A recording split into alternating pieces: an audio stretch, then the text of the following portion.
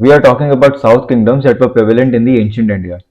इससे पहली वाली वीडियो में हमने पल्लव्स के बारे में डिस्कस करा था जो 3 एडी से 9 एडी तक रहे थे और जो इनका किंगडम था वो डेक्कन के ईस्ट साइड में था जो आज के साउथ आंध्र प्रदेश और नॉर्थ तमिलनाडु वाला एरिया पड़ता है। तो वहां पे पल्लव रूल करते थे। हमने देखा था कि 3 एडी तक सतवानास का डिक्लाइन हो जाता है और उसके बाद कुछ किंगडम्स बनते हैं। उनमें से एक पल्लव था जो डेक्कन के ईस्टर्न साइड रूल कर रहा था और दूसरा था वकातक्स। ये बिल्कुल सेंट्रल डेक्कन में रूल कर रहा था। अब जो ये वकातक था ये 3 एडी से 6 एडी की स्टार्टिंग तक था। मतलब इनका जो डिक्लाइन हो गया था वो 500 एडी के आसपास हो गया था जो 6 एडी स्टार्ट हो चुकी थी। तो 500 एडी इज 6 एडी सेंचुरी। अब डेक्कन में वकातक से बाद आता है चालुक्यास। जो ये चालुक्यास है इनका जो रेन होगा वो 6 एडी से 8 एडी तक होगा और फिर आएंगे राष्ट्रकूटास जो 8 एडी से 10 एडी तक चलेंगे। पल्लव साथ में रूल करते रहेंगे। हमने देखा था पल्लव 9 एडी तक रूल कर रहे हैं। तो चालुक्यास के साथ पल्लव का कॉन्फ्लिक्ट होता रहेगा। उसके बाद राष्ट्रकूटास जब डेक्कन में आ जाता है तब भी पल्लव होते हैं अराउंड 100 ईयर्स तक और फिर पल्लव का कॉन्फ्लिक्ट राष्ट्रकूटास के साथ होगा। फिर पल्लव का डिक्लाइन हो जाएगा और पल्लव को सक्सीड कर देंगे छोलास। So in this video, I'm going to talk about the Chalukyas and Rashtrakutas. Chalukya का रेन 6 एडी टू 8 एडी होगा और उस चालुक्यास को सक्सीड करेंगे राष्ट्रकूटास जिनका रेन होगा 8 एडी से 10 एडी तक। सबसे पहले हम चालुक्यास के बारे में देखेंगे। जो मेन चालुक्यास थे उन्हें हम वेस्टर्न चालुक्यास बोलते हैं या फिर हम बादामी चालुक्यास बोलते हैं। So western Chalukyas and Badami Chalukyas are same. Badami Chalukyas के बाद ईस्टर्न चालुक्यास आएंगे और उसके बाद आएंगे कल्याणी चालुक्यास। ये जो तीनों डायनेस्टी है ये सेम टाइम पीरियड की नहीं है। सबसे पहले वेस्टर्न चालुक्यास रूल करते हैं 8 एडी तक। हमने देखा 8 एडी तक रूल करते हैं। उसके बाद ईस्टर्न चालुक्यास एस्टैब्लिश होंगे। ये 8 एडी के बाद होते हैं और वो इस वाले एरिया में होते हैं। इस वाला जो वेस्टर्न चालुक्यास वाला एरिया है यहां पे राष्ट्रकूटास आ जाएंगे और इन्हीं की एक ब्रांच चालुक्यास की वेस्टर्न चालुक्यास की एक ब्रांच यहां पे एस्टैब्लिश हो जाएगी और वो अपने आप को ईस्टर्न चालुक्यास बोलेंगे और उनकी कैपिटल होगी वेंगी। और जब ईस्टर्न चालुक्यास का डिक्लाइन हो जाएगा तब कल्याणी चालुक्यास आएंगे। तो ये एक ही टाइम पीरियड के नहीं है तो इससे आप कंफ्यूज मत होना। ये अपने आप को चालुक्यास ही बोलते हैं बट वेस्टर्न चालुक्यास के बारे में हम इस वीडियो में पढ़ेंगे। वेस्टर्न चालुक्यास या फिर बादामी चालुक्यास क्योंकि ये ही मेन चालुक्यास होते हैं। जो बाकी के चालुक्यास है वो इनसे ही बनते हैं बट काफी आगे के पीरियड में बनेंगे। तो हम उनके बारे में थोड़ा बहुत तभी देखेंगे जब हम इंपीरियल छोलास देखेंगे। So western Chalukyas rule for about 2 centuries. ये मैं आपको बता चुका। 6 एडी से 8 एडी तक ये रूल करते हैं। इतना तो आपको याद हो गया होगा। और आप मैप पे देखिए इनका ये वाला एरिया था। ऑलमोस्ट पूरा डेक्कन इन्होंने एनेक्स कर लिया था। पर इस वाली साइड पल्लव रूल कर रहे हैं। ठीक है, ये आपको पता होना चाहिए। ये पल्लव का किंगडम है और यहाँ पे चेरा चोला पांड्या है ही। They had its offshoot like the eastern Chalukyas of Vengi and Chalukyas of Kalyani. इसका मतलब यही है वेस्टर्न चालुक्यास से ही आगे ईस्टर्न चालुक्यास वेंगी के बनेंगे और आगे कल्याणी चालुक्यास भी इसी से ही बनेंगे। तो मेन ब्रांच चालुक्यास की ये वेस्टर्न चालुक्यास ही है। और इनके जो फाउंडर थे उनका नाम था पुलकेशिन 1। ये आपको याद रखना है। पुलकेशिन 2 एक और किंग है and he was most important king of the Chalukyas. उनके बारे में हमने थोड़ा बहुत देखा भी था पहले, हम फिर से देखेंगे। But Pulakeshin 1 was the founder of Chalukya dynasty, whole Chalukya dynasty. इनका जो कैपिटल था वो था वतापी और ये भी हमें पता है। हमने लास्ट वीडियो में पल्लव्स के बारे में पढ़ा था और उसमें हमने देखा था कि नरसिम्हा वर्मन 1 ने पुलकेशिन 2 को हरा दिया था, राइट। और फिर उनकी जो कैपिटल थी वतापी उसे भी डिस्ट्रॉय कर दिया था। उसके बाद उन्होंने एक टाइटल अज्यूम करा था वतापी कोंडा। तो ये वही वतापी है और ये आज का बादामी कहलाता है। हमने देखा है बादामी कहां पे पड़ता है, ये बादामी है। तो इसे पहले वतापी बोलते थे। ठीक है, तो Vatapi and Badami are the same thing and इसलिए ही क्योंकि ये आज के बादामी वाले एरिया में इनकी कैपिटल थी इसलिए ही इन्हें बादामी चालुक्यास भी बोलते हैं। सो वेस्टर्न चालुक्यास, बादामी चालुक्यास और the main Chalukyas are the same thing, इससे आप कंफ्यूज मत होइएगा। इनके बाद आएंगे वेंगी चालुक्यास, वो अलग होंगे बिल्कुल, और फिर आएंगे कल्याणी चालुक्यास। तो आप कंफ्यूज मत होना, सबसे ज्यादा कंफ्यूजन इसी में रहता है क्योंकि लोगों को लगता है कि ये सेम टाइम पीरियड में अलग अलग जगह पे है, क्योंकि वेस्टर्न वेस्टर्न में तो ये वेस्टर्न में होंगे, ईस्टर्न चालुक्यास ईस्टर्न में होंगे, पर सेम टाइम पीरियड पे ऐसा नहीं है, ये अलग अलग टाइम पीरियड पे अलग अलग डायनेस्टीज है। ठीक है, वेस्टर्न चालुक्यास उनके एंसेस्टर्स है, आप ऐसे समझ सकते हैं। तो 680 से 880 तक ईस्टर्न चालुक्यास और वेंगी चालुक्यास के एंसेस्टर्स है। Pulakeshin one was the founder of Chalukya dynasty, and इनका जो किंगडम था वो था बतापी, जो आज के बदामी में आता है। अब हम पुलकेशिन टू के बारे में ही देखते हैं। ही was the most important king of the Chalukya dynasty. इनका जो रेन था वो 608 एडी से 642 एडी तक रहा था। और कौन सा इंस्क्रिप्शन हमें पुलकेशिन टू के बारे में बताता है, ये भी हम ऑलरेडी पढ़ चुके थे लास्ट वाली वीडियो में। Aihole inscription. Aihole inscription is the most important inscription जो हमें पूरे चालुक्य डायनेस्टी के बारे में बताता है, एंड मोस्ट इंपॉर्टेंटली ये बताता है पुलकेशिन टू के बारे में। ये आपको पता होना चाहिए। आई होल एक एरिया है, एक जगह है, और वहां पे एक इंस्क्रिप्शन ऐसा बना हुआ है, ये रहा आई होल इंस्क्रिप्शन है। और ये पुलकेशिन टू के बारे में पूरी डिटेल देता है। ये इंस्क्रिप्शन लिखा किसने था ये भी हमें देखना है, ये हम बाद में देखेंगे। अब पुलकेशिन टू के बारे में थोड़ा बहुत जान लेते हैं। He fought with the Kadambas of Banarasi and Gangas of Mysore. Banarasi एक एरिया पड़ता है, वहां पे कदम्बास थे, मैंने बताया था छोटे छोटे ऐसे किंगडम्स बन चुके थे, बट वो इतने इंपॉर्टेंट नहीं है। बस आपको थोड़ा बहुत याद रखना है, कदम्बास एक डायनेस्टी थी बनारसी की, ये आज के कर्नाटक में पड़ता है। और मैसूर में गंगास डायनेस्टी स्टैब्लिश हो गई थी। तो पुलकेशिन टू ने इन दोनों से लड़ा था और दोनों को हरा दिया था, Kadambas of Banarasi and Gangas of Mysore, ये आपको याद होना चाहिए। गंगा का जो रूलर था उसका नाम था Durvinita. So he was a Ganga ruler, और इन्होंने पुलकेशिन टू की ओवरलॉर्डशिप या फिर सुजरेनिटी को एक्सेप्ट कर लिया था, और अपनी बेटी भी दे दी थी पुलकेशिन टू को शादी में। तो पुलकेशिन टू ने गंगा के एक किंग की, दुर्विनीता की बेटी से शादी करी थी। और अगर शादी करी, मैट्रिमोनियल अलायंस कराया, पहले तो वॉर करी, वॉर में हराया, फिर उसके बाद मैट्रिमोनियल अलायंस करी, और फिर गंगाज ने पुलकेशिन टू की सोवरेनिटी को या फिर सुजरेनिटी को एक्सेप्ट कर लिया था। ठीक है, तो ये इन्होंने वॉरफेयर भी करी और डिप्लोमेटिक रिलेशन भी बनाए। हमने पुलकेशिन टू के बारे में सबसे पहले तब देखा था जब हम हर्षवर्धन डायनेस्टी पढ़ रहे थे, याद है? हमने देखा था कि हर्षवर्धन अपना एम्पायर साउथ इंडिया में करना चाहते थे, और उन्होंने पुलकेशिन टू के साथ फाइट भी करी थी जिसमें वो हार गए थे।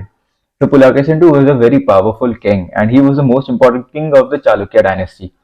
तो he defeated the Harshavardhana on the banks of river Narmada, ये हम ऑलरेडी देख चुके हैं। और तभी हमने आई होल इंस्क्रिप्शन के बारे में भी देखा था कि आई होल इंस्क्रिप्शन में ही लिखा है कि पुलकेशिन टू ने हर्षवर्धन को हरा दिया था। हर्षवर्धन के अलावा हमने लास्ट वीडियो में देखा था, पल्लव जब हम पढ़ रहे थे, कि महेंद्र वर्मन वन को भी हराया था। और जो पल्लव के इंस्क्रिप्शन है, पल्लव डायनेस्टी के जो इंस्क्रिप्शन है उसमें महेंद्र वर्मन वन की विक्ट्री है, बट जो आई होल इंस्क्रिप्शन में उसमें पुलकेशिन टू की विक्ट्री दी गई है। बट हम पुलकेशिन टू की ही विक्ट्री मानते हैं क्योंकि हमें पता है कि पल्लव का जो नॉर्दर्न टेरिटरी थी वो पुलकेशिन टू ने एनेक्स कर ली थी। सो इससे यही पता चलता है कि पुलकेशिन टू की ही विक्ट्री हुई थी। बट हमने पल्लव डायनेस्टी में ये भी देखा था कि महेंद्र वर्मन वन के बेटे थे नरसिम्हा वर्मन वन, जिसे हम मम्मल बोलते थे, याद है? और उन्होंने पुलकेशिन टू को हरा दिया था। तो वही बात यहीं पे लिखी है, ही defeated Mahendra Varman one of the Pallavas but defeated by his son Narasimha Varman one near Kanchi, और नरसिम्हा वन को हम बोलते थे ममल। अगर आपने लास्ट वीडियो नहीं देखी तो आप देख लीजिए। वैसे इस वाली वीडियो का लास्ट वाली वीडियो से कोई इतना रिलेशन नहीं है, अगर आप ये सही से देख लेंगे, इसे याद कर लीजिएगा तो कोई प्रॉब्लम नहीं है। बट ये सारी डिटेल मैं लास्ट वीडियो में ऑलरेडी बता चुका हूँ, क्योंकि तब हम पल्लव देख रहे थे, पल्लव और चालुक्य का कॉन्फ्लिक्ट काफी चलता आ रहा है। ठीक है, इतना याद हो गया। अब ह्योनसांग के बारे में भी हम ऑलरेडी देख चुके हैं। ही was a Chinese traveller and a Chinese Pilgrim, और ये कांची में भी इन्होंने विजिट करा था। मैंने बताया था ना, उन्होंने अपने वर्क में कांची को काफी प्रॉस्पेरस सिटी लिखी थी, प्रॉस्पेरस किंगडम लिखा था, और ये भी लिखा था कि it was a great centre of learning. ये सब ह्योनसांग ने लिखा था कि यहाँ पे 100 मोनेस्ट्रीज थी जिसमें 10,000 बुद्धिस्ट थे। तो वही चीज यहीं पे है, ह्योनसांग ने कांची विजिट करी थी पुलकेशिन टू के पीरियड में, ये भी आपको पता होना चाहिए। तो ये पुलकेशिन टू के बारे में था, आई होल इंस्क्रिप्शन की डिटेल बताता है। इन्होंने कदम्बा ऑफ बनारसी से लड़ाई करी थी और गंगास ऑफ मैसूर से लड़ाई करी थी। ये दोनों किंगडम आपको पता होना चाहिए। कदम्बास एंड गंगास ये डायनेस्टी थी और इनके एरिया थे बनारसी एंड मिसूर। बनारसी आज के कर्नाटक में आता है। गंगा का जो रूलर था उनका नाम था दुर्विनीता। दुर्विनीता नाम भी इंपॉर्टेंट है बिकॉज दुर्विनीता की बेटी से ही पुलाकेशिन टू ने शादी करी थी। पहले वॉर करी, फिर मैट्रिमोनियल अलायंस करा। इन्होंने हर्षवर्धन को भी हराया नर्मदा रिवर के बैंक पे। ये हम ऑलरेडी देख चुके हैं, अब तक तो ये आपको याद होना चाहिए। और इन्होंने महेंद्र वर्मन वन को भी हराया था। बट ये कहाँ हारे? ये महेंद्र वर्मन वन के बेटे से हार गए, नरसिम्हा वर्मन वन से। ठीक है। और ह्यूनसांग ने विजिट करा था इंकेरेम में। अब पुलाकेशिन टू के बेटे थे विक्रम आदित्य। विक्रम आदित्य एक टाइटल था, हमने देखा था विक्रम मेरा जब से स्टार्ट हुआ था तब से 14 विक्रम आदित्य आ चुके हैं। तो उसमें से एक ये वाले विक्रम आदित्य भी थे। तो विक्रम आदित्य ने अपने फादर का बदला लिया था। हमने देखा कि पुलाकेशिन टू हार गए थे नरसिम्हा वर्मन वन से। तो विक्रमादित्य ने नरसिम्हा वर्मन वन के बेटे नरसिम्हा वर्मन टू को हरा दिया था और अपने फादर का बदला लिया था। जो टेरिटरी नरसिम्हा वर्मन वन ने ले ली थी वही टेरिटरी विक्रमादित्य ने पल्लव्स को हरा के वापस ले ली थी। So his successor Vikramaditya who defeated the Pallavas, Pallavas में कौन? नरसिम्हा वर्मन टू। याद रखिएगा टू, वन नहीं, टू। और उन्होंने वो अपनी टेरिटरी वापस कर ली। उसके अलावा उन्होंने कांची, कांची में पता है कि पल्लव की कैपिटल थी, वो भी पूरी लूट ली थी। सो विक्रमादित्य इसलिए फेमस है। अब चालुक्य डायनेस्टी के लास्ट रूलर थे कीर्तिवर्मन टू और इन्हें दांती दुर्गा ने हरा दिया था। और दांती दुर्गा थे राष्ट्रकूटा के फाउंडर। तो दांती दुर्गा ने कीर्तिवर्मन टू को हरा के राष्ट्रकूटा डायनेस्टी 8 एडी में इस्टेब्लिश कर ली थी। हमने देखा था ना कि 6 एडी से 8 एडी तक चालुक्य डायनेस्टी थी और 8 एडी से 10 एडी तक राष्ट्रकूटा डायनेस्टी आएगी। तो कीर्तिवर्मन टू थे लास्ट रूलर चालुक्य डायनेस्टी के। ये काफी वीक थे और दांती दुर्गा जो राष्ट्रकूटा के फाउंडर है उन्होंने कीर्तिवर्मन को बैटल में हराया और अपनी राष्ट्रकूटा डायनेस्टी को इस्टेब्लिश कर दिया। तो ये थी हमारी पूरी चालुक्य की कहानी। एक बार फिर से देखते हैं। जो पुलाकेशिन टू का उनका आईहोल इंस्क्रिप्शन डिटेल देता है। इन्होंने कदम्बास को हराया था, वो बनारसी के थे, और गंगास को हराया था जो मैसूर के थे। दुर्विनीता गंगा रूलर थे जिनकी बेटी से पुलाकेशिन टू ने शादी करी थी। इन्होंने हर्षवर्धन को हराया। इन्होंने महेंद्र वर्मन वन को हराया बट ये नरसिम्हा वर्मन वन से हार गए थे। फिर इनके बेटे थे विक्रमादित्य जिन्होंने नरसिम्हा वर्मन वन के बेटे नरसिम्हा वर्मन टू को हरा दिया था और अपनी टेरिटरी वापस ले ली थी। मैंने बताया था ना पल्लव और चालुक्य का कॉन्फ्लिक्ट चलता रहता है, तो ये चलता ही रहेगा आगे। इन्होंने अपनी टेरिटरी तो ली बट जो पल्लव की कैपिटल थी कांची, कांची को भी काफी डिस्ट्रॉय कर दिया, पूरा लूट लिया, प्लंडर कर लिया था। फिर कीर्ति वर्मन टू लास्ट रूलर थे और वो हार गए थे दांती दुर्गा से जो राष्ट्रकूटा डायनेस्टी के फाउंडर थे। अब हम देखेंगे कि चालुक्य वाले पीरियड में एडमिनिस्ट्रेशन कैसी थी और उनकी सोशल लाइफ कैसी हुआ करती थी। सबसे इंपॉर्टेंट जो आपको याद रखना है वो ये है कि administration was highly centralised. It is a very important point. हम देखेंगे कि बाकी जगह जितने भी हमने किंगडम्स पढ़े, चाहे वो हर्षवर्धन का हो, चाहे वो मौर्यन एम्पायर हो, चाहे वो गुप्ता एम्पायर हो, चाहे वो सतवाहनास हो, राइट, चाहे वो पल्लव भी हो, हमने देखा था कि उनका जो सिस्टम था वो डिसेंट्रलाइज था। किंगडम होता था, किंगडम के नीचे स्टेट्स होते थे, स्टेट्स के नीचे डिस्ट्रिक्ट्स भी होती थी और विलेज एडमिनिस्ट्रेशन भी थी, है ना। देखा था ना कि विलेज एडमिनिस्ट्रेशन भी वो लोग गवर्न करते थे।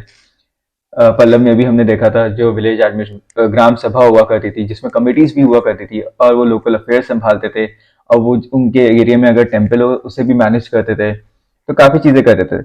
वहां डिसेंट्रलाइजेशन था बट यहाँ पे ऐसा नहीं देखने के लिए मिलेगा। चालुक्याज में जो एडमिनिस्ट्रेशन था वो हाईली सेंट्रलाइज था और ये आपको याद रखना है। अगर मेंस में क्वेश्चन आ जाता है तो आपको सेंट्रलाइज लिखना है, यहाँ पे डिसेंट्रलाइज लिख के बता जाइएगा। ये डिस्टिंग्विश्ड कैरेक्टरिस्टिक है चालुक्याज की एडमिनिस्ट्रेशन का।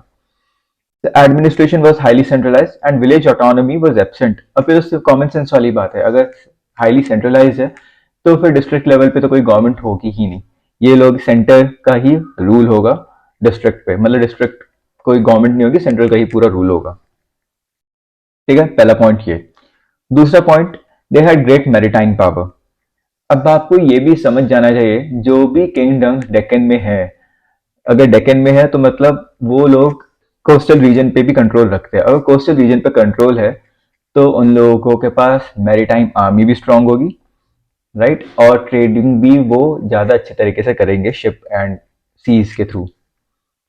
सो they had great maritime power. Common sense वाली बात है ये, इसमें याद रखने का कुछ नहीं है, ये सब कॉमन सेंस की बात है।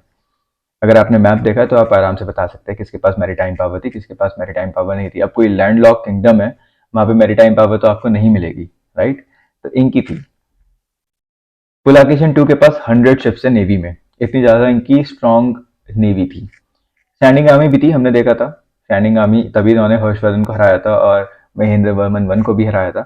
बट स्टैंडिंग आर्मी के अलावा नेवी इनकी ज्यादा बड़ी थी। इन्हें बादामी चालुक्यास बोलते थे, ये हमें पता है। और ये हिंदू थे, ब्राह्मणिकल हिंदूज। हम देखेंगे इनके आर्ट एंड आर्किटेक्चर में इन्होंने कितने शिव और विष्णु की काफी स्ट्रक्चर्स बनाए हैं, काफी टेम्पल्स इरेक्ट करे हैं। इनके टेम्पल्स ही सबसे ज्यादा इंपॉर्टेंट है। बट ये बाकी रिलीजन को भी इक्वल इंपॉर्टेंस देते थे, ये इनकी काफी अच्छी बात थी। So they were religious tolerant. Brahmanical Hindus होते भी they give respect to other religion, ये भी आपको याद रखना है। मोस्टली आपको यही देखने के लिए मिलेगा। ऐसा कुछ नहीं, ऐसा कोई किंगडम नहीं होगा जो बाकी रिलीजन को इम्पोर्टेंस ना दे। हम बाद में देखेंगे जब मुस्लिम इन्वेड कर देंगे, तब ऐसा होगा कि वो बाकी रिलीजन को इम्पोर्टेंस नहीं देते थे। कुछ किंगडम्स थे जो नहीं देते थे, ऑल दो उसमें भी काफी थे। बट यहाँ पे आपको सारे जितने भी किंगडम्स है उसमें यही देखने के लिए मिलेगा कि वो बाकी रिलीजन में उन्होंने काफी वर्क करा है। स्पेशली बुद्धिस्ट एंड जैनिज्म के लिए उन्होंने काफी वर्क करा है, चाहे वो कोई भी किंगडम हो। तो ये भी वही था। ये भी बाकी रिलीजन्स के लिए रिस्पेक्ट करते थे और उनका भी आर्ट एंड आर्किटेक्चर प्रमोट करते थे थोड़ा बहुत। बट हाँ, इंपॉर्टेंस हमेशा वैदिक राइट्स एंड रिचुअल्स को दी जाती थी। अब जो किसी का रिलीजन है वो उसी को इंपॉर्टेंस देगा, बाकी रिलीजन के लिए रिस्पेक्ट होगी, बट वो अपने रिलीजन को ज्यादा इंपॉर्टेंस देगा। वो आपको हर जगह देखने के लिए मिलेगा। पुलकेशिन वन जो चालुक्य के फाउंडर थे, है ना, उन्होंने अश्वमेध सेक्रीफाइस भी करी थी। सिंपल है ये तो। A number of temples were build in honour of Shiva, Vishnu and other gods, ये भी मैं आपको ऑलरेडी बता चुका हूँ, वो हम आगे वाली स्लाइड में देखेंगे अभी। ह्यूनसांग ने पुलकेशिन टू के रेन में विजिट करा था कांची में, और उन्होंने बताया था कि बुद्धिज्म का तो डिक्लाइन है। ऑल दो 100 मोनेस्ट्रीज थी, 10,000 बुद्धिस्ट monks रहते थे, बट फिर भी उसे डिक्लाइन लगा। बट जैनिज्म काफी फ्लोरिश हो रहा था, ठीक है, और वो काफी आगे भी बढ़ रहा था। तो ये बात भी आपको याद रखनी चाहिए। आप ये लिखेगा, मतलब नेगेटिव में मत लिखेगा मेंस में कि बिल्कुल ही डिक्लाइन हो रहा है, बिल्कुल बुद्धिज्म था ही नहीं। 100 मोनेस्ट्रीज थी, ये भी ह्यूनसांग ने ही बताया था। Although there were 100 monasteries and 10,000 Buddhist monks were living inside that, but still, Buddhism was in the path of declination. ये लिखना है आपको कुछ ऐसा। और रवि कीर्ति एक पोएट थे पुलकेशिन टू की कोर्ट में, और इन्होंने ही आई होल इंस्क्रिप्शन लिखा था। मैंने बताया था आई होल इंस्क्रिप्शन पुलकेशिन टू की पूरी डिटेल देता है, उनका करियर, उनकी पर्सनल लाइफ, सबके बारे में बता रहा था। तो जो आई होल इंस्क्रिप्शन है वो रवि कीर्ति ने लिखा है, and Ravi Kirti was the poet of in the court of Pulakeshin two, and he was a Jain. ठीक है, ये पता चलता है कि जैनिज्म फ्लोरिश्ड हो रहा था। ही वाज अ जैन, और इससे ये भी पता चलता है कि दे वर रिलीजियस टॉलरेंट। तो सिंपल था, एडमिनिस्ट्रेशन हाईली सेंट्रलाइज, कोई विलेज ऑटोनॉमी नहीं थी, ये सबसे इंपॉर्टेंट पॉइंट है। उनकी मैरीटाइम पावर काफी स्ट्रांग थी, ये तो कॉमन सेंस वाली बात है। Badami Chalukyas or the Western Chalukyas were the Brahminical Hindus, but they were religious tolerant. ये भी सिंपल वाली बात है, हर जगह हमें यही देखने के लिए मिला है। पुलकेशिन वन थे, उन्होंने अश्वमेध सेक्रीफाइस कर दिया था। काफी नंबर ऑफ टेम्पल्स बने, शिव के ऊपर, विष्णु के ऊपर, बाकी अदर गॉड्स के भी ऊपर, ये हम देखेंगे अभी। ह्यूनसांग ने बताया कि बुद्धिज्म का डिक्लाइन हो रहा था, बट जैनिज्म काफी स्टडी स्पीड पे बढ़ रहा था, प्रोग्रेस में था। और ये बात किससे पता चलती है? जो रवि कीर्ति थे। रवि कीर्ति एक पोएट थे पुलकेशिन टू की कोर्ट में, and he was a Jain, and he was the one who wrote the Aihole inscription. Okay, तो that was the administration and social life under Chalukyas. अब हम देखेंगे art and architecture, and this is the most important topic of Chalukyas. अगर question आएगा तो art and architecture से आएगा। And ये जो टॉपिक है, वैसे तो ये हेरिटेज एंड कल्चर सब्जेक्ट का है, और मैं इसे वहां पे भी रिपीट करूंगा अच्छे से, बट इस टॉपिक के बिना चालुक्यास को पढ़ना वर्थलेस है। बिकॉज चालुक्यास जो भी है, चालुक्यास जिसलिए फेमस है वो उनकी आर्ट एंड आर्किटेक्चर के लिए फेमस है। They were the great patrons of art, और वो इसलिए क्योंकि इन्होंने काफी अच्छे टेम्पल्स बनाए हैं। अब जो द्रविडियन स्टाइल था टेम्पल्स का, हमने देखा था कि टेम्पल के दो मेन स्टाइल होते हैं। एक था नागर स्टाइल, जो नॉर्दर्न इंडिया में प्रोमिनेंट था, और एक था ड्रेविडियन स्टाइल जो सदर्न इंडिया में प्रोमिनेंट था। और जो सदर्न इंडिया में ड्रेविडियन स्टाइल था वो स्टार्ट ही पल्लव्स ने करा था। ये मैं आपको लास्ट वीडियो में बता चुका था।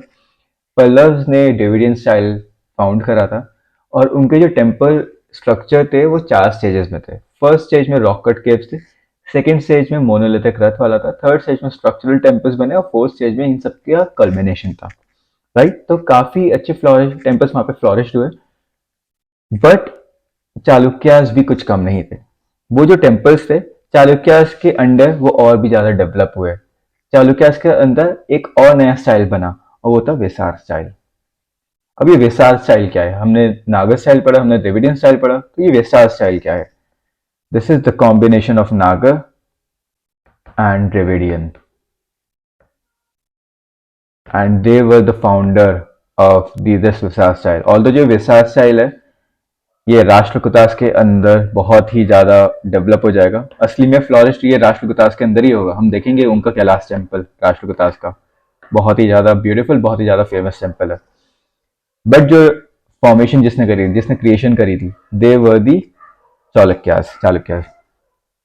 तो they develop the Vesara style in the building of structural temple. ठीक है, स्ट्रक्चरल टेम्पल हमने देखा था, पल्लव्स ने बनाया था स्ट्रक्चरल टेम्पल, बट उसमें वेसार स्टाइल इन्होंने दिया जो द्रविडियन और नागर का मिक्स था। और ये टेम्पल कहाँ कहाँ पे है? एक तो आईहोल पे है। आईहोल अब तक तो आपको याद होना चाहिए, आईहोल इंस्क्रिप्शन बहुत इंपॉर्टेंट है, आईहोल याद होना चाहिए। बदामी उनकी कैपिटल थी तो वहां पे तो होगा ही। एंड पत्तादकल, ये 3 वर्ड बहुत इंपॉर्टेंट है, और ये हम आगे भी देखेंगे। पत्तादकल भी बहुत इंपॉर्टेंट है, आईहोल भी बहुत इंपॉर्टेंट है, बदामी भी बहुत टेम्पल है। तो इनके जो स्ट्रक्चरल टेम्पल्स है वेसार स्टाइल वाले, ये आईहोल, बदामी और पत्तादकल पे थे। इस वेसार स्टाइल के अलावा, स्ट्रक्चरल टेम्पल के अलावा, केव टेम्पल का आर्किटेक्चर भी काफी फेमस थे। वो अजंता में भी हम देखने के लिए मिलेगा, इलोरा में और नासिक में। हमने देखा अजंता केव्स, इलोरा केव्स है, उसमें भी जो केव टेम्पल्स है उसमें कुछ चालुक्यास के भी है। ठीक है, तो वेसारा स्टाइल जिसमें स्ट्रक्चरल टेम्पल आते हैं, और केव टेम्पल, ये आपको पता होना चाहिए कहाँ कहाँ पे है। जो वेसारा स्टाइल है वो आईहोल, आईहोल तो सिंपल है क्योंकि इंस्क्रिप्शन वहीं पे था, तो आईहोल से वो रिलेट कर लीजिए। बदामी कैपिटल थी तो वहां पे तो होगा, बस आपको याद रखना है पतादकल, ये याद रखना है यहाँ पे। और केव टेम्पल में अजंता फेमस है ही, अजंता पेंटिंग्स भी बहुत फेमस है, राइट, वो केव्स के अंदर ही है।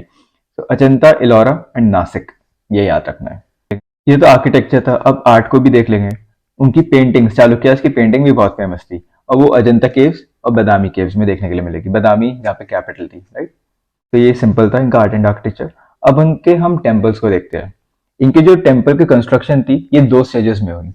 जैसे पल्लव की जो डेवलपमेंट थी टेम्पल्स की 4 स्टेजेस में थी ना, रॉक कट, फिर रथ, मोनोलिथिक रथ, फिर आया था स्ट्रक्चरल टेम्पल, और फिर कल्मिनेशन था। 4 स्टेजेस में उनकी डेवलपमेंट हुई थी। चालुक्यास की जो टेम्पल की डेवलपमेंट है वो 2 स्टेजेस में होगी, एक फर्स्ट स्टेज और सेकंड स्टेज। सिंपल है, फर्स्ट स्टेज है वो आईहोला बदामी में, और सेकंड स्टेज है वो पतादकल में। बहुत ही ज्यादा सिंपल है ये, इसलिए ही मैं बोल रहा था पतादकल काफी इंपॉर्टेंट है, बिकॉज सेकंड स्टेज जो इनकी टेम्पल कंस्ट्रक्शन की है वो पतादकल में थी। So first stage of temples were at Aihole and Badami। इस आईहोल में ही, बदामी तो छोड़ो, आईहोल जो जगह है वहीं पर 70 टेम्पल्स है। अब आप देखिए इन्होंने एक ही जगह पे कितने सारे टेम्पल कंस्ट्रक्ट करा दिए। फिर आउट ऑफ 70 टेम्पल्स, इन पे सिर्फ 4 इंपॉर्टेंट है, और हम उन्हें 4 के बारे में पढ़ना है। 70 के 70 याद नहीं रखने, हमें सिर्फ 4 देखने हैं। बट आपको ये याद होना चाहिए, ये पता होना चाहिए कि आईहोल जहाँ पे वेसारा स्टाइल का टेम्पल स्ट्रक्चर डेवलप हुआ है और वो चालुक्यास ने करा है, उस आईहोल में ही सिर्फ 70 टेम्पल्स है, राइट। और उन 70 टेम्पल्स में 4 टेम्पल्स बहुत इंपॉर्टेंट है। वो कौन कौन से हैं? एक तो है लतकान टेम्पल, दूसरा दुर्गा टेम्पल, तीसरा हुची मालगुडी टेम्पल, और लास्ट है जैन टेम्पल। ये इंपॉर्टेंट है। अब ये क्यों क्यों इंपॉर्टेंट है ये भी देखिए आप। वैसे इन्हें सर्च करिए, इनका आर्किटेक्चर देखिए तो आपको पता चलेगा, थोड़ा बहुत फोटो सामने रहती है तो इजी होता है। पर आप देखिए जो लत खान टेम्पल है वो इसलिए फेमस है क्योंकि जो इसकी रूफ है वो फ्लैट है, और पिलर हॉल भी है। ये थोड़े बहुत आर्किटेक्चर वाले सब्जेक्ट का है, तो ये मैं वहाँ पे अच्छे से डिटेल में पढ़ाऊंगा आपको। एक एक जो इंपॉर्टेंट टेम्पल्स है उनकी थोड़ी डिटेल याद होनी चाहिए, ये मेंस में आ जाता है कभी कभी, और ये काफ़ी स्कोरिंग सब्जेक्ट भी है। अगर आपको थोड़ी बहुत डिटेल याद होगी और आपने फोटो वोटो देखी होगी, वीडियोस देख लो यूट्यूब पे सिर्फ टेम्पल के इनसाइड की, तो आप खुद ही लिख सकते हो इसके बारे में, इसमें याद करने की जरूरत नहीं है। तो आप ये करिएगा, लद्दाखान टेम्पल को गूगल पे सर्च करिए, उस अंदर से देखें तो आप उसे खुद डिस्क्राइब कर पाओगे। सो ये इसलिए फेमस है क्योंकि यहाँ पे फ्लैट रूफ है और पिलर्ड हॉल है। दुर्गा टेम्पल इसलिए क्योंकि ये बुद्धा के चैत्य से रिजेंबल करता है। Although it is a temple, but ये बुद्धा के चैत्य, जो बुद्धिस्ट मोनेस्ट्री में चैत्य वाला स्टाइल है, उससे भी थोड़ा रिजेंबल करता है। एक है हुची मालगुडी टेम्पल और जैन टेम्पल, ये मेगुती मेगुती आईहोल में ही है। ये चारों टेम्पल फेमस है 70 टेम्पल में से, तो ये पता होना चाहिए। अब बदामी का देखते हैं। बदामी में दो टेम्पल बहुत फेमस है। बदामी में भी काफी टेम्पल्स है, बट उसमें सबसे ज्यादा फेमस है एक तो मुक्तेश्वर टेम्पल, ये तो काफी फेमस है, या तो आपने सुना ही होगा मुक्तेश्वर टेम्पल, और एक मुलागटी टेम्पल। ये दो इंपॉर्टेंट है।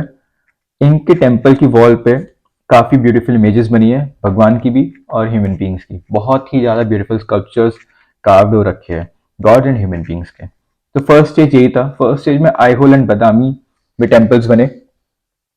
आईहोल में 70 टेम्पल्स बने, जिसमें से 4 इंपॉर्टेंट थे, Ladkhan temple, Durga temple, Huchi Malgudi temple and Jain temple. Badami में भी काफी टेम्पल्स बने, उसमें से 2 इंपॉर्टेंट थे, एक मुक्तेश्वर टेम्पल एंड मुलागुडी टेम्पल। अब हम सेकंड स्टेज देखते हैं। और सेकंड स्टेज के जो टेम्पल बने थे वो बने थे पट्टादकल में। हमने देखा था कि जो चालुक्य के स्ट्रक्चरल टेम्पल थे वो आईहोल में थे, बादामी में थे और पट्टादकल में थे। आईहोल और बादामी स्टेज 1 हो गई, और पट्टादकल में जो टेम्पल्स बने वो स्टेज 2 हो गए। तो ये आपको याद रहना चाहिए। अब जो ये जगह है पट्टादकल, यहाँ पे पूरे टोटल 10 टेम्पल्स बने हैं, और 10 में से 4 तो है नागर स्टाइल और 6 है द्रविडियन स्टाइल। अब ये बात ध्यान रखिएगा, जो फर्स्ट स्टेज है आईहोल और बादामी में, यहाँ पे जो टेम्पल्स का स्ट्रक्चर है वो है Vesara. That is the culmination of both the नागर एंड द्रविडियन स्टाइल। बट जो पाठादकल में टेम्पल्स बने हैं, सेकंड स्टेज में जो टेम्पल बने हैं वो वेसारा स्टाइल में नहीं है। उसमें उन्होंने टोटल 10 टेम्पल बनाए, जिसपे 4 नागर स्टाइल के, 6 द्रविडियन स्टाइल के। मतलब इन्होंने कल्मिनेशन नहीं करा, बट एक ही जगह पे दोनों स्टाइल के टेम्पल्स अलग अलग बना दिए। ठीक है, ये आपको याद होना चाहिए। फर्स्ट स्टेज में जो टेम्पल्स बने आईहोल एंड बदामी में, वो दोनों वेसारा स्टाइल के, और सेकंड स्टेज में जो टेम्पल बने पटादकल में, उसमें से 4 नागर स्टाइल है, 6 द्रविडियन स्टाइल है। अब इन 4 नागर स्टाइल के जो टेम्पल है उसमें जो सबसे इंपॉर्टेंट है वो है पपंथ टेम्पल। ठीक है, ये भी नाम याद रहेगा, इसे गूगल सर्च करके देखिए, काफी सुंदर टेम्पल है। पपंथ टेम्पल सबसे इंपॉर्टेंट नागर स्टाइल वाला टेम्पल है इसमें पटादकल में। और द्रविडियन स्टाइल में जो सबसे इंपॉर्टेंट है वो है संगमेश्वर और विरूपक्ष। विरूपक्ष बहुत ही ज्यादा फेमस टेम्पल है। और जो कैलाशनाथ का टेम्पल है, कैलाशनाथ का टेम्पल हमने देखा था कहाँ पे था, कांचीपुरम में, जो पल्लव्स ने बनाया था। विरूपक्ष का जो टेम्पल है वो कैलाशनाथ के टेम्पल के मॉडल पे ही है। तो विरूपक्ष टेम्पल कैलाशनाथ टेम्पल से रिजेम्बलेंस रखता है काफी ज्यादा, उसी के मॉडल पे बना हुआ है। और दूसरा टेम्पल है संगमेश्वर टेम्पल। तो ये दोनों टेम्पल द्रविडियन स्टाइल के टेम्पल है 6 में से। ठीक है, 10 टेम्पल थे, 4 नागर स्टाइल में, 6 द्रविडियन स्टाइल में। 4 में से एक जो इंपॉर्टेंट है नागर स्टाइल में वो है पपंथ टेम्पल, और 6 में से 2 इंपॉर्टेंट है, एक तो संगमेश्वर टेम्पल और एक विरूपक्ष टेम्पल। विरूपक्ष टेम्पल बहुत ही ज्यादा फेमस है, और ये कैलाशनाथ के टेम्पल के ऊपर ही बना है। जैसा कैलाशनाथ टेम्पल है उसी के मॉडल के ऊपर बना है। कैलाशनाथ टेम्पल किसने बनाया था आपको पता है? पल्लव्स ने, राइट। तो ये था आर्ट एंड आर्किटेक्चर चालुक्यास का। एक बार फिर से रिवीजन करते हैं, बहुत ही ज्यादा सिंपल है। They were the great patrons of art, और सबसे इंपॉर्टेंट जो डेवलपमेंट है, उन्होंने वेसारा स्टाइल के टेम्पल बनाए थे। ठीक है, वेसारा स्टाइल। अब 2 स्टेजेस में इनके टेम्पल बने हैं। ठीक है, फर्स्ट स्टेज में बने हैं आईहोल और बदामी में, सेकंड स्टेज में बने हैं पटादकल में। आईहोल में 70 टेम्पल्स है, जिसमें 4 इंपॉर्टेंट थे, हमने देख लिए थे, Ladkhan temple, Durga temple, Huchi Malgudi temple और जैन टेम्पल। बादामी में मुक्तेश्वर टेम्पल और मालागुट्टी टेम्पल इंपॉर्टेंट है। सेकंड स्टेज में जो टेम्पल बने वो पटादकल में बने हैं। टोटल 10 टेम्पल बने थे, 4 नागर स्टाइल में और 6 द्रविडियन स्टाइल में है। नागर स्टाइल में सबसे इंपॉर्टेंट है पपंथ टेम्पल, और द्रविडियन स्टाइल में जो सबसे इंपॉर्टेंट है वो है संगमेश्वर टेम्पल और विरूपक्ष टेम्पल। ये द्रविडियन स्टाइल वाले थे। स्ट्रक्चरल टेम्पल्स के अलावा केव टेम्पल्स भी इंपॉर्टेंट आर्किटेक्चर है चालुक्यास का, और केव टेम्पल्स इनके अजंता, इलोरा, नासिक में मिलते हैं। केव पेंटिंग्स भी इंपॉर्टेंट है, वो अजंता केव और बादामी केव से मिली जाती है। और अब हम आते हैं राष्ट्रकूटास पे। मैंने आपको बताया था राष्ट्रकूटास की डायनेस्टी स्टार्ट होती है 8 एडी से, 10th एडी तक। ये लोग रिप्लेस कर देते हैं चालुक्यास को। चालुक्यास के लास्ट किंग थे कीर्तिवर्मन टू, बताया था मैंने, और कीर्तिवर्मन टू का असैसिनेशन करता है Danti Durga, who is the founder of the Rashtrakutas dynasty. अब मैप पे दीजिए, ये वाला जो पूरा एरिया था ये था पहले किसका, चालुक्यास का, वेस्टर्न चालुक्य से बादामी चालुक्य, है ना। अब यहाँ जो ये वाला एरिया ये आ जाएगा राष्ट्रकूटास का 8th एडी में, और ये वाला जो एरिया है यहां पे आ जाएंगे ईस्टर्न चालुक्य, जो कि बिल्कुल इंपॉर्टेंट नहीं है, बस हमें ये पता होना चाहिए कि ईस्टर्न चालुक्य की टेरिटरी ये थी जहां पे कलिंगा है और ऊपर गंगा थी, और जो इसकी कैपिटल है वो है वेंगी। ईस्टर्न चालुक्यास में बस हमें इतना ही पता होना चाहिए, इसके अलावा कुछ इंपॉर्टेंट नहीं है। अब मैं आपको पॉलिटिकल मैप बताना चाहता हूँ इस पीरियड का। 8th एडी आ गए, राष्ट्रकूटास ने चालुक्यास को रिप्लेस कर दिया डेक्कन में। साउथ इंडिया में अभी छोलाज है, चेराज है और पांड्याज है। अभी ये देखिए 8th एडी है, मतलब यहाँ पे पल्लव्स भी है, राइट। ये वाला एरिया भी पल्लव्स का है, क्योंकि पल्लव्स कब डिक्लाइन होते हैं, 9th एडी में, तो अभी यहाँ पे पल्लव्स भी है। अब नॉर्थ इंडिया में देखते हैं नॉर्थ इंडिया में क्या डेवलपमेंट हो रहा है। नॉर्थ इंडिया में हमने लास्ट देखा था हर्षवर्धन, और जो हर्षवर्धन का वो पीरियड था जब हर्षवर्धन की डायनेस्टी डिक्लाइन हुई थी वो थी 7th AD. Mid 7th AD तक हर्षवर्धन की जो डायनेस्टी थी वो डिक्लाइन हो गई थी नॉर्थ इंडिया में। तो 7th एडी के बाद क्या हुआ, क्योंकि अब तो हम 8th एडी पे आ गए, तो इस बीच में क्या हुआ मैं आपको ऑलरेडी बता चुका हूं। इस बीच में छोटे छोटे किंगडम्स आते रहे जाते रहे, पूरे नॉर्थ इंडिया में पॉलिटिकल डिसयूनिटी हो गई थी, और छोटे छोटे किंगडम्स आते रहे जाते रहे आते रहे जाते रहे। तो जो सबसे इंपॉर्टेंट था वो दो थे, एक तो थे चौहान्स जो यहाँ पे रूल करते थे, पर जो सबसे इंपॉर्टेंट थे वो थे गुज्जर प्रतिहास। तो जिस टाइम पे राष्ट्रकूटास डेक्कन में रूल कर रहे थे, नॉर्थ इंडिया में गुज्जर प्रतिहास रूल कर रहे थे। इन्होंने सबसे पहले राजस्थान से स्टार्ट करा था, इनका जो किंगडम था राजस्थान में था, धीरे धीरे इन्होंने यहाँ के एरिया सब एनेक्स कर लिया था, और नॉर्थ इंडिया ये जो पूरी टेरिटरी है यहाँ पे गुज्जर प्रतिहास रूल कर रहे थे। इनके बारे में हम नहीं पढ़ेंगे, इतना इंपॉर्टेंट नहीं है, बस हमें नाम पता होना चाहिए कि गुज्जर प्रतिहास रूल करते थे नॉर्थ इंडिया में 8th एडी के टाइम पे। यहाँ पे पालास रूल कर रहे थे नॉर्थ ईस्ट में। ये सिर्फ जनरल नॉलेज का है, ये एग्जाम से रिलेटेड नहीं है, हमें अभी सिर्फ यहाँ इस पर ध्यान देना है। 7th एडी तक की हमारी जो नॉर्थ इंडिया की हिस्ट्री थी वो कंप्लीट हो गई थी। 7th एडी की हमारी हिस्ट्री साउथ इंडिया की भी कंप्लीट हो गई। 8th एडी तक हमने देख लिया था कि चालुक्यास से, अब राष्ट्रकूटास 8th एडी में चालुक्यास को रिप्लेस कर देंगे। तो अब हम राष्ट्रकूटास के बारे में पढ़ते हैं। So they were of Kannada origin and Kannada language was their mother tongue. अब देखिए कन्नड़, ये आज का कर्नाटक है, राइट। तो इनका ऑरिजिन कन्नड़ ही है, और इनकी जो मदर टंग थी वो कन्नड़ लैंग्वेज ही थी। ये सबसे सिंपल चीज है, तो कॉमन सेंस की बात है, कर्नाटक वाले एरिया में है तो कन्नड़ ऑरिजिन होगा और कन्नड़ ही उनकी लैंग्वेज होगी, ठीक है। दांती दुर्गा के बारे में देखते हैं, ही वाज द फाउंडर, ये हमने देख लिया। और इनके दो अचीवमेंट्स है, एक तो जो गुर्जर्स थे नॉर्थ इंडिया में, इन्होंने गुर्जर्स प्रतिहास को हरा दिया था। अब गुर्जर्स क्या कर रहे थे, नर्मदा रिवर के नीचे आने की कोशिश कर रहे थे, ठीक है। ये नर्मदा रिवर इस साइड है, नर्मदा रिवर के नीचे आने की कोशिश कर रहे थे, पर यहाँ पे राष्ट्रकूटास थे और इन्होंने गुर्जर को हरा दिया था। और जो ये मालवा वाला एरिया है ये भी इन्होंने कैप्चर कर लिया था राष्ट्रकूटास ने थोड़े टाइम के लिए। और दूसरी डेवलपमेंट दांती दुर्गा की ये थी कि इन्होंने कीर्तिवर्मन टू को हरा के पूरी राष्ट्रकूटा डायनेस्टी स्टैब्लिश करी थी। चालुक्यास रूल कर रहे थे, लास्ट रूलर कीर्तिवर्मन टू थे, उन्हें हरा के यहाँ अपने डेक्कन में राष्ट्रकूटा डायनेस्टी स्टैब्लिश करी थी, ठीक है। तो ये जो दो चीजें याद रहेगी, एक तो ये he was the founder who defeated Gurjars and captured the Malwa, ये वाला एरिया उन्होंने कैप्चर कर लिया था। और दूसरा इन्होंने कीर्तिवर्मन टू को हरा के चालुक्यास को खत्म कर दिया था, वेस्टर्न का चालुक्यास को, और अपनी राष्ट्रकूटास डायनेस्टी को स्टैब्लिश कर लिया था। अब इनके सक्सेसर थे Krishna one and he was a important ruler. इनका जो सबसे इंपॉर्टेंट डेवलपमेंट था ये, एक तो इन्होंने कैलाश टेम्पल बनाया इलोरा में। Kailash temple is a very important architecture, very very important architecture and very beautiful architecture. तो कृष्णा वन ने ही कैलाश टेम्पल बनाया था, हम आगे देखेंगे वो। और दूसरा ये कि इन्होंने गंगास और ईस्टर्न चालुक्यास को हरा दिया था। अब देखिए गंगास यहाँ पे रूल कर रहे हैं, ये जो एरिया है ये गंगास का है। अब ये देखिए ये वाला एरिया गंगास का है, तो यहाँ से इन्होंने गंगास को हराया था, पहली बात। दूसरे यहाँ पे ईस्टर्न चालुक्यास थे, इन्हें भी हरा दिया था। ठीक है, तो कृष्णावन की दो इंपॉर्टेंट डेवलपमेंट है, एक तो कैलाश टेम्पल बनाया था एलोरा में, और दूसरा गंगास को हराया था और ईस्टर्न चालुक्यास को हराया था वेंगी वाले। ये रहा ईस्टर्न चालुक्यास और ये रहा गंगास। दांडी दुर्गा का क्या था? He was the founder who defeated Gurjas and captured the Malwa। हमें पता है मालवा वाला एरिया ये है, मालवा प्लेट्यू यहीं पे है ना, अगर आपने थोड़ी बहुत ज्योग्राफी पढ़ी होगी तो आपको पता होगा। यहाँ पे इन्होंने हराया था उसे। और दूसरा कीर्तिवर्मन जो है यहाँ पे चालुक्य डायनेस्टी थी, उसे हरा के अपनी राष्ट्रकूट डायनेस्टी को स्टैब्लिश करा था।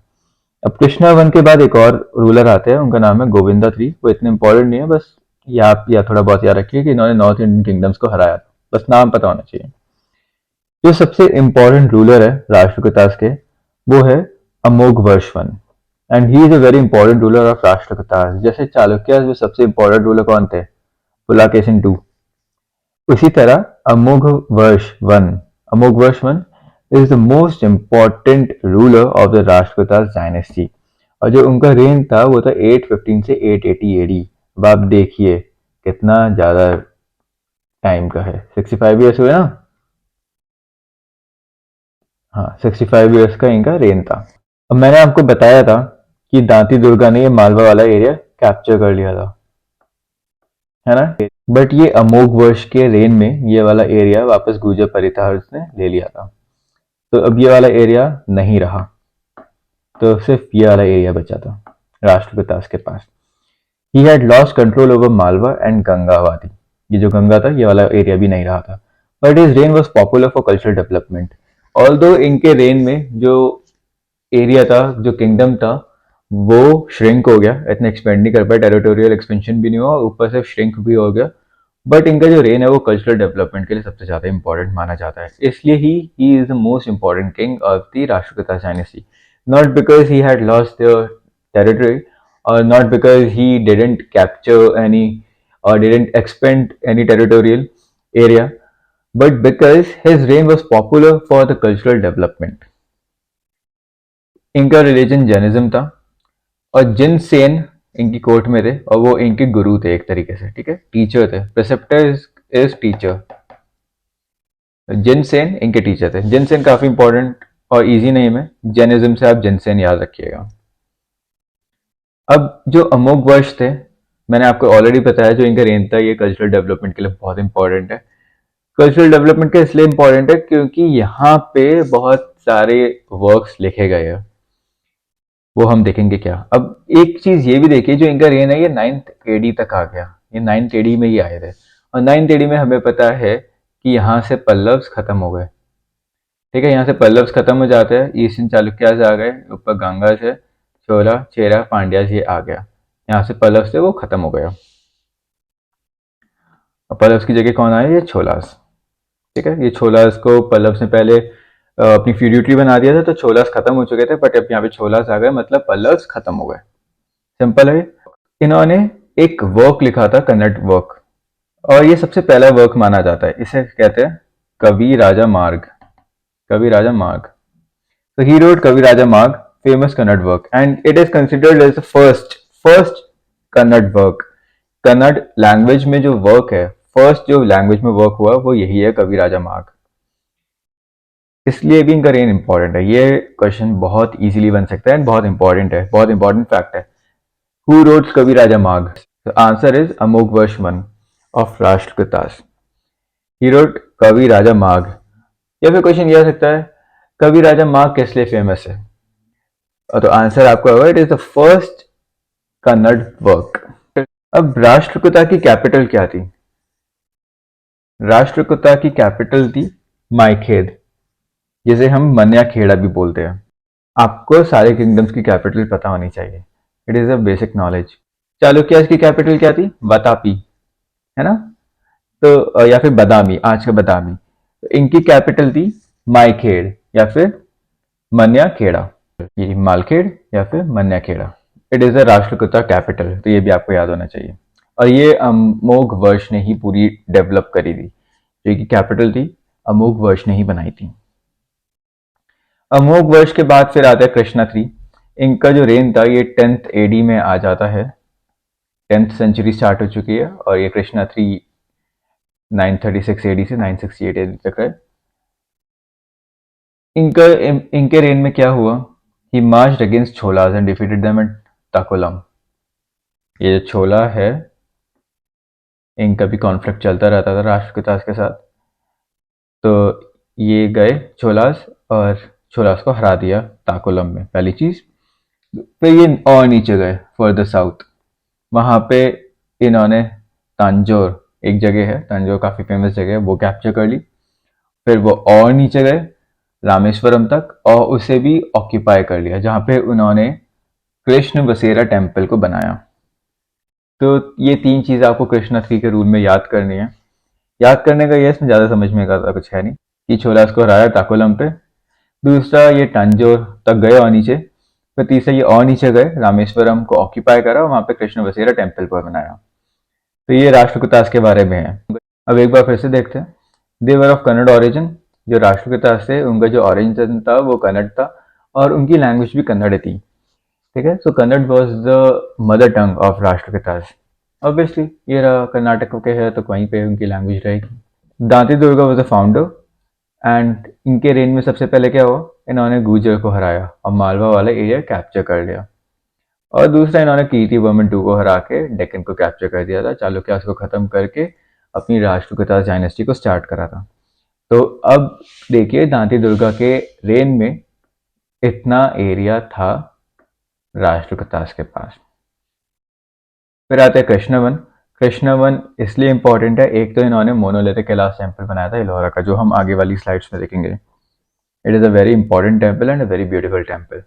दूसरा क्या हुआ, इन्होंने गांगर्स को हरा दिया था यहाँ पे, ये गांगर्स थे और ये यहाँ पे ईस्टर्न चालुक्यास थे। तो गांगर्स को हराया, ईस्टर्न चालुक्यास को हराया। और अब देखिए इनका रेन यहाँ से यहाँ तक हो गया था, इनका किंगडम इतना एक्सपैंड हो गया था। फिर गोविंद 3 आए। गोविंद 3 में ये कुछ किंगडम्स और आ गए थे, थोड़े बहुत यहाँ पे किंगडम्स आ गए थे ये वाले। गोविंद 3 के बाद आए थे Amoghavarsha and he is the most important king of the Rashtrakutas. इनके रेन में टेरिटोरियल एक्सपेंशन नहीं हुआ, ऊपर से और इनकी जो टेरिटरी थी वो खत्म हो गई, तो इनके रेन में राष्ट्रकूटास सिर्फ यहाँ तक रहे थे। बट यहाँ तक आते आते इनके रेन आते थे 9th एडी आ गई थी। इंडिया में अब पल्लव्स जो यहाँ पे रूल कर रहे थे वो खत्म हो गए और छोलास आ गए थे। ऑल दो इनके रेन में कोई टेरिटोरियल एक्सपेंशन नहीं हुआ और टेरिटरी भी लॉस्ट हो गई, बट इनका रेन कल्चरल डेवलपमेंट के लिए बहुत इंपॉर्टेंट है। एक तो इनके रेन में कवि राजा माघ लिखी गई, जो सबसे पहला कन्नड़ वर्क है, और कवि राजा माघ इन्होंने ही लिखी थी। अमोघ वर्ष only was the writer of the कवि राजा माघ। दूसरा इन्होंने कैपिटल बनाई राष्ट्रपिता की, जो माइखत या फिर मन्याखेड़ा कहते हैं, वो राष्ट्रपिता की कैपिटल इन्होंने बनाई। ये जैनिज्म में बिलीव करते थे और इनके जो प्रेसेप्टर थे या फिर इनके जो टीचर थे उनका नाम था जिनसेना। तो ये कुछ बातें थी अमोघ वर्ष के बारे में। और फिर लास्ट में आते हैं कृष्णा 3, जो 10th एडी में रूल करते थे 936 से 968 तक।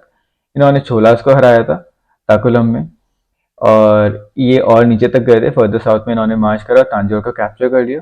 वो और नीचे गए, रामेश्वरम को कैप्चर करके वहां पे कृष्ण बसेरा टेम्पल बनाया। तो this was all about the Rashtrakutas.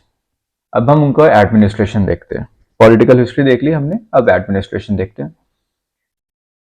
अब याद रखिए जो चालुक्यास की एडमिनिस्ट्रेशन थी, इट वॉज हाईली सेंट्रलाइज्ड। ये मैं आपको बार बार बता रहा हूँ ताकि आपको याद रहे, it was highly centralised. But Rashtrakuta की एडमिनिस्ट्रेशन डिसेंट्रलाइज थी, बाकी सारे किंगडम्स की तरह, जैसे हम पढ़ते आ रहे हैं बिल्कुल सेम है। और हमने देखा कोई लोग स्टेट्स को कोटम्स बोलते थे, कोई कुछ और बोलते थे, तो वैसा ही यहाँ पे भी है। यहाँ पे अब स्टेट को बोल दिया राष्ट्र। ऑल्दो राष्ट्र का मतलब पूरा किंगडम होता है ना, पूरा किंगडम राष्ट्र होता है। जैसे आज के टाइम पे भारत एक राष्ट्र है और इससे गवर्न करता है राष्ट्रपति, he is the symbolic head of the state. But Rashtrakutas के टाइम पे क्या हुआ, राष्ट्रकूटास के टाइम पे प्रोविंसेस या फिर स्टेट्स को राष्ट्र बोला और राष्ट्रपति गवर्नर को बोला गया। So empire was divided into several provinces called rashtra's under the control of राष्ट्रपति। तो ये राष्ट्रपति यहाँ का प्रेसिडेंट नहीं है, he is the governor. Governor को इन्होंने राष्ट्रपति बोल दिया, एंड राष्ट्र is not a country, it is only a state और द प्रोविंस। ये आपको याद रखना है एडमिनिस्ट्रेशन में, ये सब राष्ट्रपिता के केस में। तो ये थोड़ा डिस्टिंक्ट है, ये सबसे अलग है, इजीली याद भी हो जाएगा, तो इससे आप राष्ट्रपिता को रिलेट कर सकते हैं। और फिर विश्यास हमें पता है डिस्ट्रिक्ट को कहता है, तो वो भी Rashtra is further divided into vishayas and under the control of Vishwapati. तो ऊपर आ गया राष्ट्र,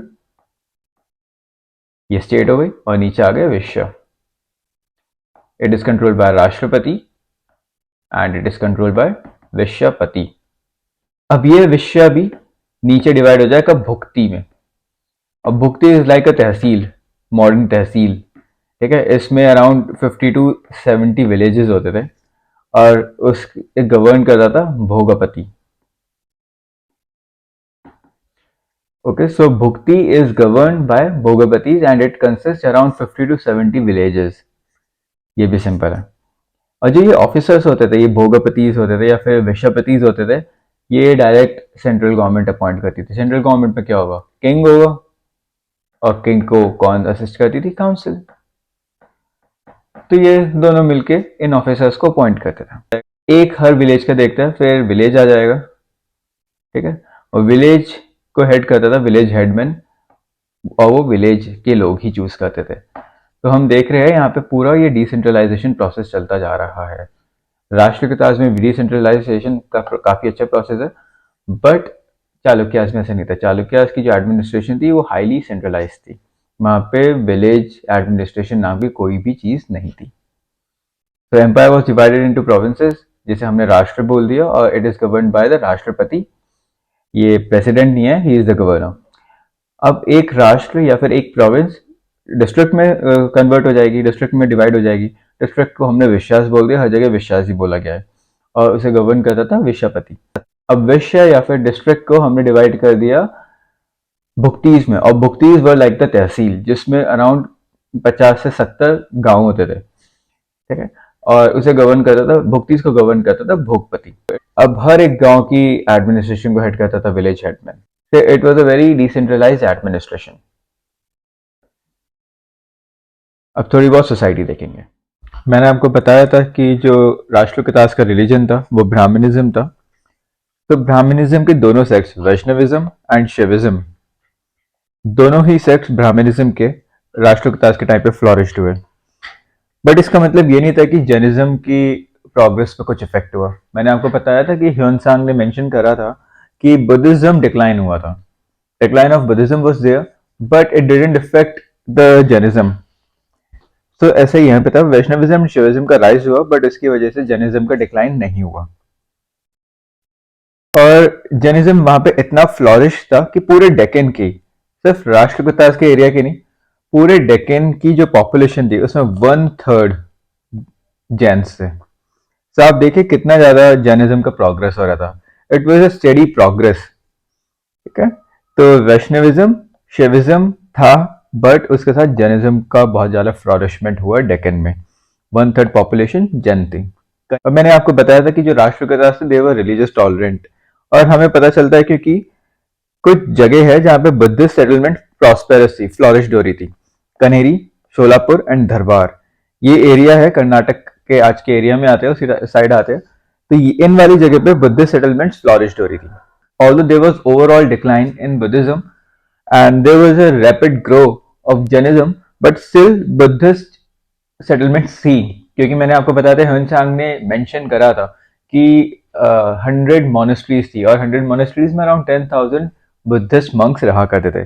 तो उनकी जो सेटलमेंट थी वो कन्हेरी, शोलापुर और धरवार, इन 3 रीजन में बुद्धिस्ट सेटलमेंट्स काफी प्रॉस्पेरस थी।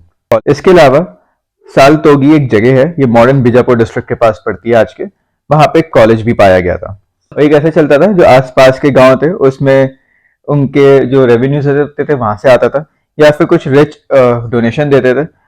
जो ये सब होता था, इन सब से ये कॉलेज चलाया जाता था। So it was run by the endowments made by the rich as well as by the villagers on occasion of function and festivals. जैसे कोई फंक्शन हुआ, फेस्टिवल हुआ, तो उसमें जो खर्चा होता था वो थोड़ा बहुत में कॉलेज में डोनेशन करते थे विलेजर्स, और कुछ रिच होते थे वो भी डोनेशन देते थे। तो ये साल्तोगी में कॉलेज था, ऐसे चलता था। इकोनॉमी भी काफी फ्लॉरिश थी। मैंने आपको बताया था कि ये लोग मैरीटाइम इनकी काफी स्ट्रांग थी, नेवी काफी स्ट्रांग थी और मैरीटाइम ट्रेड भी स्ट्रांग था। जब नेवी स्ट्रांग होती तब हमेशा मैरीटाइम ट्रेड भी स्ट्रांग होता है। उससे इनकी इकोनॉमी काफी फ्लॉरिशिंग कंडीशन में थी और ट्रेड इनका अरब के साथ होता था। मैंने बताया जो राष्ट्रकूटास का पीरियड था वो 8 एडी से 10th एडी तक का था और इस टाइम पीरियड के आसपास मुस्लिम्स आ चुके थे और उनकी जो सेटलमेंट थी वो अरब थी। तो अरब के साथ इनका ट्रेड काफी अच्छा था और काफी फ्लॉरिशिंग स्टेट में था। तो ये सोसाइटी थी। इनका रिलीजन ब्राह्मणिज्म था। वैष्णविज्म एंड शैविज्म काफी फ्लॉरिश्ड हुए बट जैनिज्म पे कोई इफेक्ट नहीं आया। डेक्कन की 1/3 पॉपुलेशन जैन से। कुछ जगह पे बुद्ध सेटलमेंट्स भी प्रॉस्पेरस हुई जैसे कनेरी, शोलापुर, धरवार। सादातों की एक कॉलेज था जो एंडोमेंट से बनता था, चलता था। जैसे रिच ने एंडोमेंट दे दी या फिर कोई गांव में फेस्टिवल या फंक्शन हुआ, वहां से भी थोड़ा बहुत पैसा आया और कुछ गांव के रेवेन्यू से भी ये चलता था। इकोनॉमी काफी फ्लॉरिश्ड कंडीशन में थी और अरब्स के साथ ट्रेड होता था। अब कल्चरल कंट्रीब्यूशन देखते हैं। ये काफी इंपॉर्टेंट है और इसमें समझने से ज्यादा याद करने का है, तो इसमें आप याद करने की कोशिश करिएगा। कल्चरल कंट्रीब्यूशन में मतलब जो वर्क लिखे गया है इस टाइम पे वो मोस्टली संस्कृत लिटरेचर में लिखा गया है। संस्कृत लैंग्वेज में वर्क है और वो संस्कृत लिटरेचर में काफी उन्होंने कंट्रीब्यूशन करा है। अब बस कुछ वर्क हमें देखने हैं जो याद करने के हैं। अब एक वर्क था नालचंपू, ये लिखा था त्रिविक्रम ने। और एक वर्क था कवि रस है जो बहुत इंपॉर्टेंट है और काफी फेमस भी है। ये लिखा था हलयोध्या ने। कवि रस्य का आपने नाम सुना होगा। तो नाल चंपू ये लिखा था त्रिविक्रम ने और हलयोध्या ने लिखा था कवि रस्य। और ये सब कृष्णा 3 के रेन में लिखे गए थे। ये भी आपको याद होना चाहिए। इसमें सिर्फ याद करने का, तो आपको बस एक बार सुनना है, याद करिए। फिर आते हैं जिनसेन और ये कौन थे? टीचर ऑफ अमोघ वर्ष, मैं आपको ऑलरेडी बता चुका हूँ। इन्होंने भी एक वर्स लिखे थे और उसका नाम था पर्स व बुद्धिया। ये पर्स की बायोग्राफी थी वर्सेस में। फिर एक ऑथर थे गुणभद्र और इन्होंने लिखा था अधिपूर्णा। और ये अधिपूर्णा किस पे था? जैन सेंट्स से। मैंने आपको बताया था कि जैनिज्म काफी फ्लॉरिश्ड स्टेट पे था, डेक्कन में।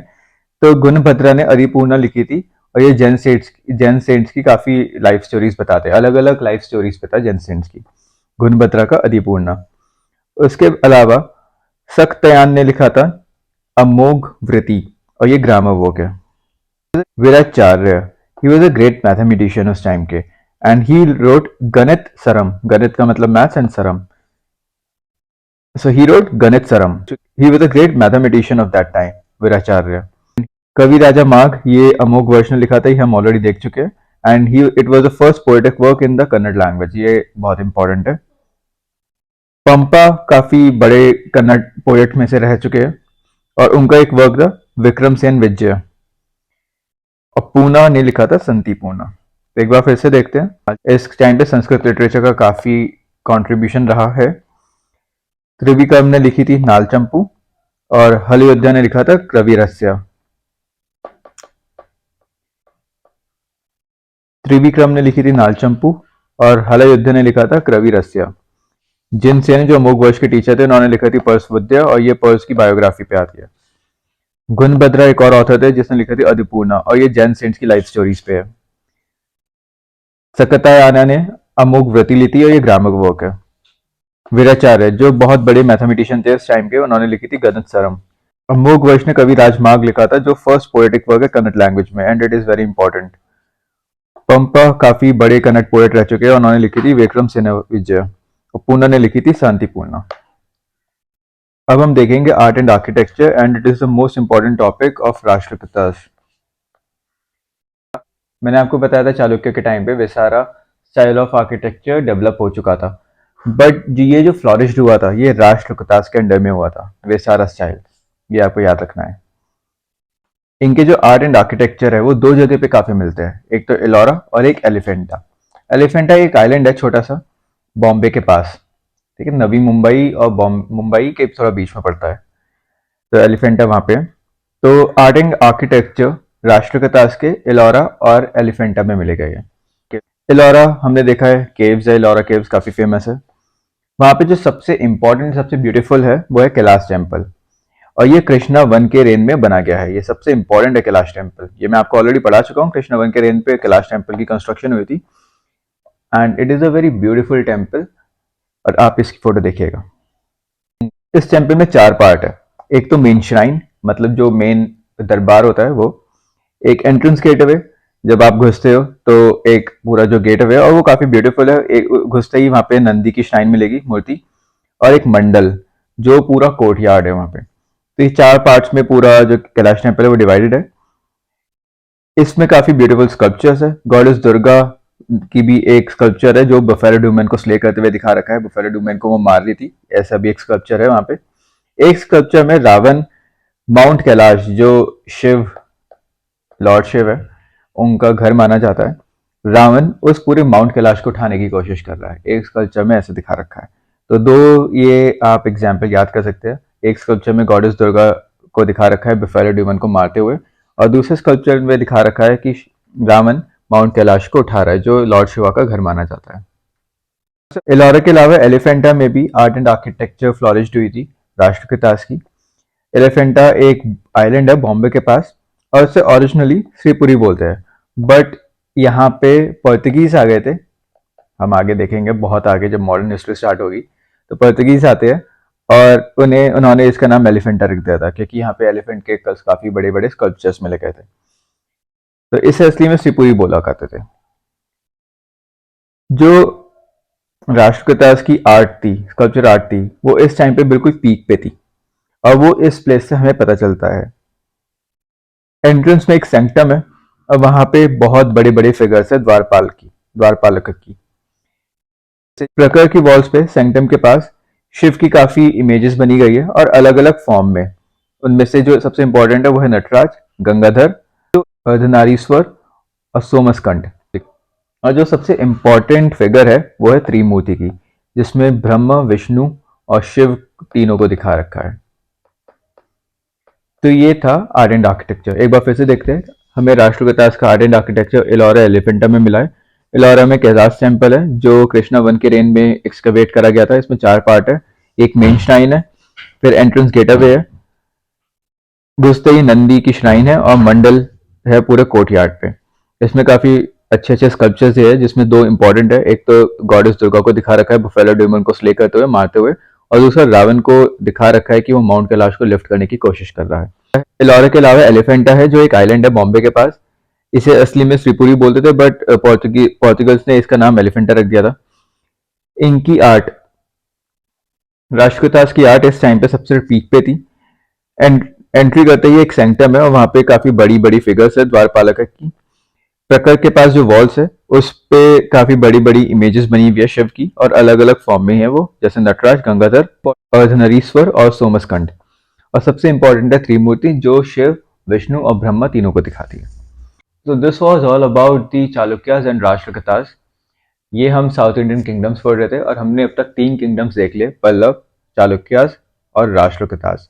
हमें अब बस देखना है छोलास, और वो हम नेक्स्ट वीडियो में कवर करेंगे। उसके बाद हमारी एंशिएंट हिस्ट्री पूरी खत्म हो जाएगी।